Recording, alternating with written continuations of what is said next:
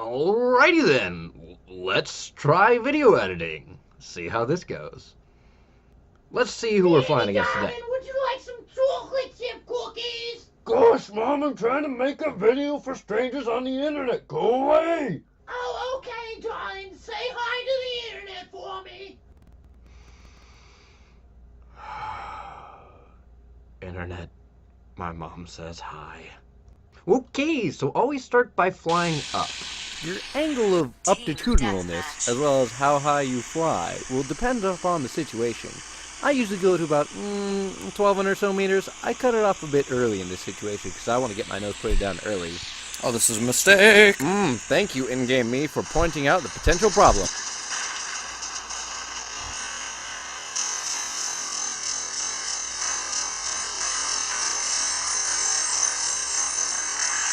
This is a perfect maneuver. Ha! That it was in-game me. But not because you're good, but because he was an idiot. Oh, here comes another one. Do we get it?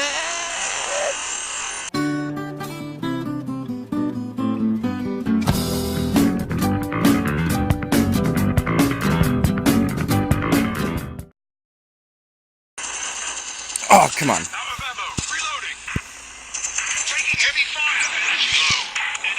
Oh, really? Okay, you're dead.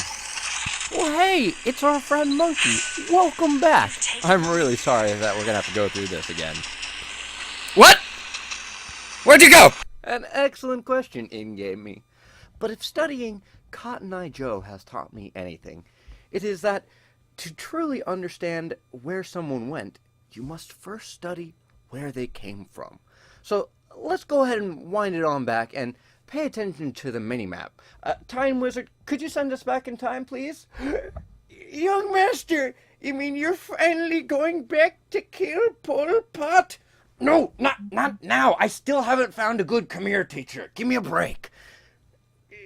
Excuse me, you want me to stop time so you can search for a Khmer teacher? No, it's a figure of speech. I'm trying to make a video for strangers on the internet. You mean you want to use the power to control space and time to make a video for strangers on the internet? How dare you question my judgment? I'm so sorry, young master. Please forgive me. Very well. But only this one time. Now please, rewind the video. Anything for you, young master. No. No.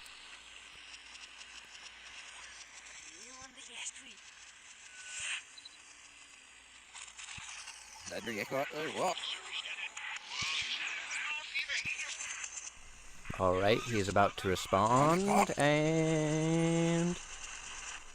reverse! He's back in the air, flying into the fight, getting ready. Oh, target selected. Here we go! Ramming speed!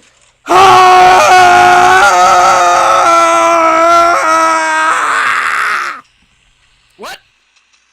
Where'd you go? You don't have rockets! You're flying the G-10! Now, for the viewers at home, it should be noted that you can fly the G-10 directly at someone and shoot their pilot in the head. However, that shouldn't be your go-to gambit! And Monkey, my dear boy, you've done that twice in a row. That's more than one, but less than three. I counted. Don't let me catch you doing it a third time. You're an air commander. Fly like it. Oh, you're... Alright, you go ahead and do that. I'm just gonna keep braking.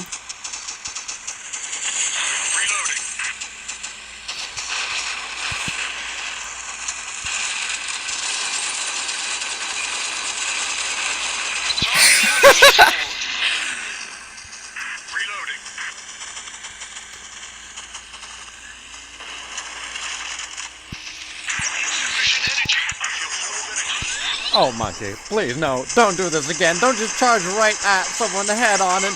Oh, you did. And then you even repeated the same down swipe right afterwards. Look, down swiping can be extremely useful, but you really shouldn't put yourself underneath your opponent if you don't have to.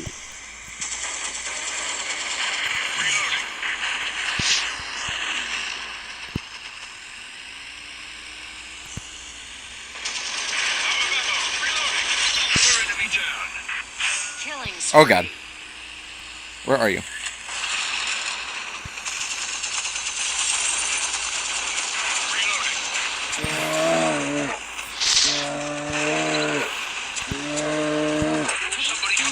What?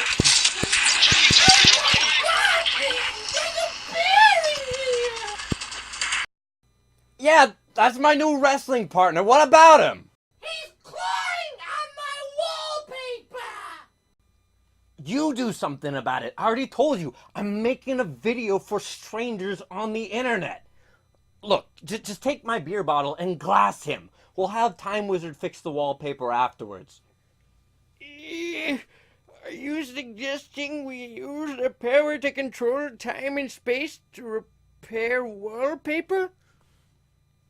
It's for my mother. Just do it! Oh, those sweet, sweet games. I'll do it!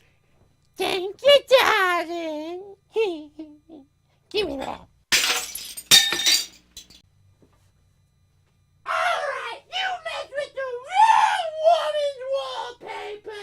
Come here, you little shit. Okay, this has gotten way too ridiculous. Let's just unpause and let the rest of the gameplay unfold naturally with no interruptions. Is what I would say, except that's actually the end of the video. This pause screen is a lie. It is a ruse. During this rather high-stress moment of, oh my god, I'm about to die! Ah! I did a fair amount of tapping for repairs and swiping to not die! And the screen recorder I use interprets shaking as a signal to stop recording. So while I readjusted my knee, did all that tapping and swiping, it stopped recording, unfortunately. I was asked to make a simple gameplay video so some people could see how I fly this plane, the G-10, because I fly it very well. Obviously, that didn't happen. It got quite ridiculous and with lots of extra effects. I was basically using this as an excuse to teach myself video and audio editing so I could make videos for the company I started doing educational outreach. Anyways, I need you to be aware of something, though. That this is not a typical gameplay for me. I was not touched at all. I think I was shot at once for a very short period of time prior to the end of this video. So I was just free to shoot people, which was why it was easy to rack up 4, well, I suppose, yeah, my teammate shot that guy in the head even though he was bleeding to death. Whatever. I'm gonna count it as a kill in my heart. So, basically, 4 kills in about 2 minutes. Sort of. In my heart.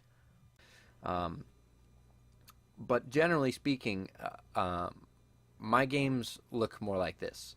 2 kills, 0 to 1 death, and an assist. That doesn't sound very impressive. And I recognize that.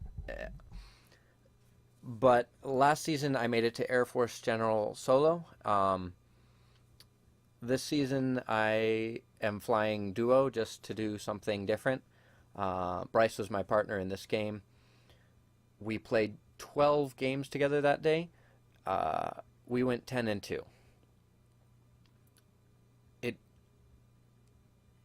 It wasn't hard. A lot of the games were blowouts. In fact, this was one of those 2 losses. When the duo recorder stops recording, it puts up a bunch of menus that I had to deal with. And then once I got out of those, War Wings' pause menu was up too. And by the time I got out of those, we had lost a 4-1 advantage because my team had to fly 3v4. And we lost. but that's not my team's fault. That's mine. Sorry, team. Sorry, Bryce. Right. Anyway, so we went 10-2. Now, this is not because I am some god at this game. I'm not. I get super tunnel visioned, and I panic, and I make bad decisions. But the decisions I do make favor one particular pathway. The pathway to not dying.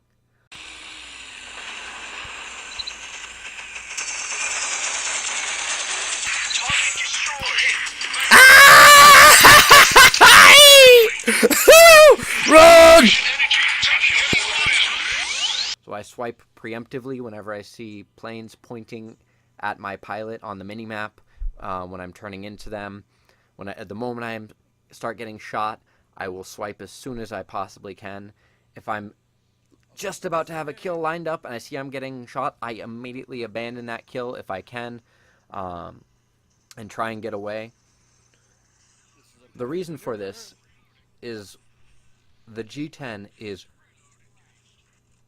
a really, really hard to kill airplane. You saw that one time that I missed the initial kill on Monkey, that I had to chase him for quite a while. And I don't want to knock Monkey too much. He went 4-2 in a different game. But if it were a good G10 pilot like myself or Stumer or some of the others out there, that chase would have gone on for probably 3 times longer before, if you could even get the kill at all. And that's what's special about the G10 and the P51A, is that they're really, really good at staying alive. So you can absorb a lot of pressure for your team, and find little gaps for you to sneak in a quick grinder kill. So that's why my games have low kills generally, because I'm too busy absorbing pressure for my team. And that lets my team fly at their best. So when I hear a lot of, Oh, my team totally blew it for me. yeah, it'll happen sometimes. But last season, while I was flying the G6, I found that I was going 3-0, 4-1 almost every game, but still losing about half the games. I was like, team, why? But it turns out, when I did some introspection, I realized that, all this climbing and diving I'm doing, I'm leaving my team alone a lot. So they're in a 4v3 for a fair amount of time while I'm doing that. And sure, I'll get a kill on my dive, but, 2 of them might die in the meantime in that 4v3 power play. So we'll lose. I switched to the P51A, and I stopped climbing and diving as much. You can see in this gameplay, I climb at the beginning when I've got nothing better to do and no one's under pressure. But I still increase my altitude when I can. As soon as I get a kill, I turn while turning up and gaining altitude in that turn. So I adjusted my playstyle to be applying more pressure. You can see I went from one plane to the next to the next. But that wouldn't have been able to happen if Monkey hadn't died. His teammates would have been safe if he had just stayed alive for longer. So by focusing on not dying, you might not only prevent your own death, but you'll prevent one of your teammates' deaths too. So if you find that your team is letting you down a lot, it might not be all their fault. There might be more that you could do. So if you fly a different plane, that might be some very different thing to the adjustments I made. But don't get too mad at them. Have fun flying, guys. I hope you enjoyed the video. It'll be my first and my last. Take care.